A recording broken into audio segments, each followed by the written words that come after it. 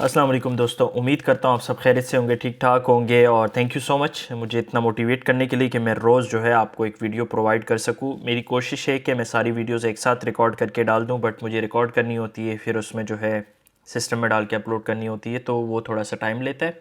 और बीच में मैं काम भी कर रहा होता हूँ, तो उस वजह से जो है आपको शायद वीडियोज़ थोड़ा स्लो भी मिले और टाइम टू टाइम भी मिले, बट मैं कोशिश कर रहा हूँ कि मैं वीडियोज़ बना सकूँ।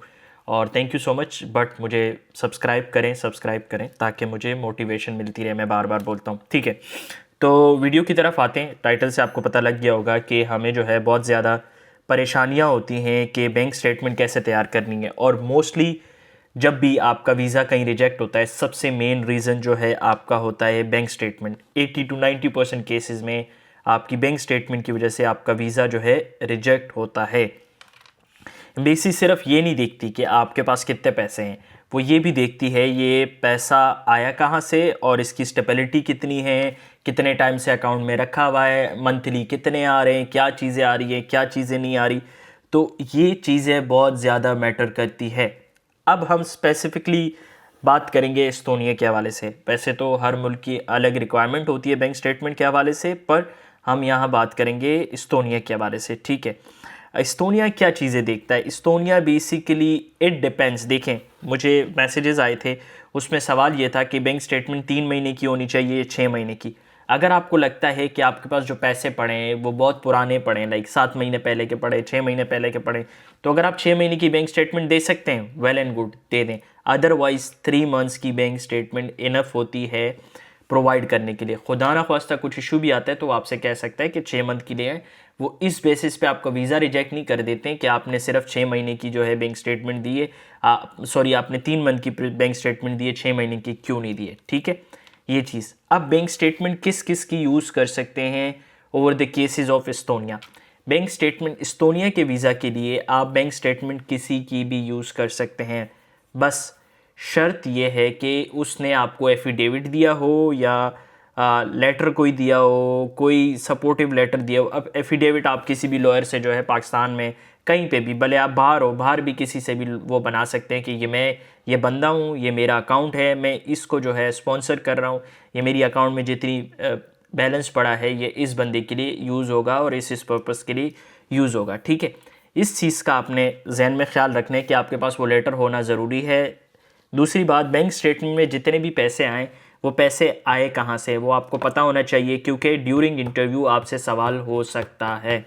यू नेवर नो कि आपसे कौन सा सवाल होगा, बट सवाल हो सकता है कि ये पैसे आए कहाँ से थे।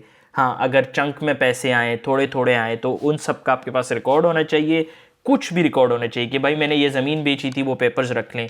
इस बंदे का ये बिज़नेस है, इसने ये बिज़नेस के पेपर्स रख लिए। तो आपको ये सारी चीज़ें याद भी होनी चाहिए, आपके पास कहीं ना कहीं कोई डॉक्यूमेंट भी होना चाहिए। क्यों? आपको नहीं पता, इंटरव्यू के दौरान कुछ भी सवाल हो सकता है। मुझसे बेसिकली सवाल क्या पूछा गया था, मैं और सवालात के बारे में बताऊंगा, बट सवाल ये पूछा था कि जो ये बैंक में पैसे हैं ये आपने कहाँ से लाए और ये कितने अरसे तक आपके बैंक में होंगे। थोड़ा ट्रिकी सवाल पूछा कि कितने अरसे तक आपके बैंक में होंगे।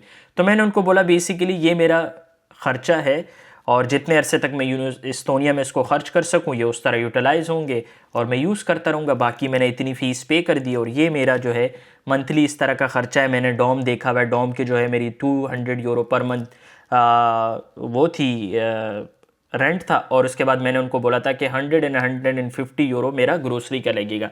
तो ये मेरी बैंक स्टेटमेंट है और ये इतने पैसे में कॉन्फिडेंट रहा। तो मैं कॉन्फिडेंट था और मुझे पता था कि मेरे डॉम की फ़ीस क्या है, मेरे एक्सपेंसेस कितने लगेंगे खाने के। डॉम मींस जो मैंने जगह रेंट पे ली हुई थी, वो आप रहने के लिए अकोमोडेशन जिसको बोलते हैं, ठीक है। तो ये आपको कॉन्फिडेंट होना है बैंक स्टेटमेंट के हवाले से जवाब देने का, ठीक है। उन्होंने दूसरे सवाल मेरे से नॉर्मली पूछे थे, एस्तोनिया में कौन कौन सा जगह जाना है, आप इजिप्ट आए हो, इजिप्ट कहाँ कहाँ घूम रहे हो। तो वो मैं बेसिकली बताऊंगा कि इंटरव्यू में आप किन किन सवालात का ख्याल रखते हैं। वो थोड़ी स्पेसिफिक इंटरव्यू के हवाले से होगी, ये सिर्फ बैंक स्टेटमेंट के हवाले से। तो आपने इन चीज़ों का बहुत ज़्यादा ख्याल रखना है। आपका भाई, चाचा, मामू, जानने वाला दोस्त, इधर उधर कोई भी आपको स्पॉन्सर कर सकता है एस्तोनिया में, ये अच्छी बात है। बस बैंक स्टेटमेंट लेजिटिमेट होनी चाहिए, वो उसमें कोई फ्रॉड नहीं होना चाहिए, कोई एडिटेड वर्जन नहीं होना चाहिए आपकी बैंक स्टेटमेंट का, वो रियल होनी चाहिए, ठीक है। अगर वो बैंक से हर पेज पे स्टैंप है तो वो ज़्यादा अच्छा है क्योंकि वेरीफाइड होती है, उसका आपने ख्याल रखना है, उससे थोड़ा प्लस पॉइंट पड़ जाता है, ठीक है। बस आपको ये पता होना चाहिए ये पैसे आए कहाँ से, ये कहाँ कहाँ यूज़ हो गए, और कितने कितने पैसे आपको ये बंदा स्पॉन्सर करने वाला है। सॉरी, ठीक है। तो ये चीज़ें आपके जहन में होनी चाहिए। अगर बंदा बिजनेसमैन है और उसने आपको जो है 12,000 13,000 यूरो की एक बैंक स्टेटमेंट दी हुई है, तो आपको ये जहन में होना चाहिए कि वो बंदा बिजनेस में कमाता कितना है। आपसे सवाल हो सकता है, पूछा नहीं जाता, बट आपको नहीं पता कि वो वीज़ा ऑफिसर कुछ भी सवाल आपसे पूछ ले। तो आपने बैंक स्टेटमेंट की इन चीज़ों का ख्याल रखना है। आप किसी का भी यूज़ कर सकते हैं, 3 मंथ्स का यूज़ कर सकते हैं। मैंने क्या किया था, जब मेरी फ़्लाइट थी इजिप्ट की, मेरी इजिप्ट की फ़्लाइट थी, उससे 2 दिन पहले मैंने बैंक स्टेटमेंट जो है प्रिंट करके निकाली थी, ताकि वो अपडेटेड रहे। क्योंकि उसके 10 डेज़ बाद, इजिप्ट पहुँचने के 10 दिन बाद मेरा जो है वीज़ा इंटरव्यू था, तो वो तकरीबन 15 दिन पुरानी थी वो बैंक स्टेटमेंट, तो वो एक्सेप्टेड हो गई थी। सही है। तो आपने भी ये करना है कि जब आप ट्रैवल से एक दिन पहले प्रिंट कर लीजिएगा।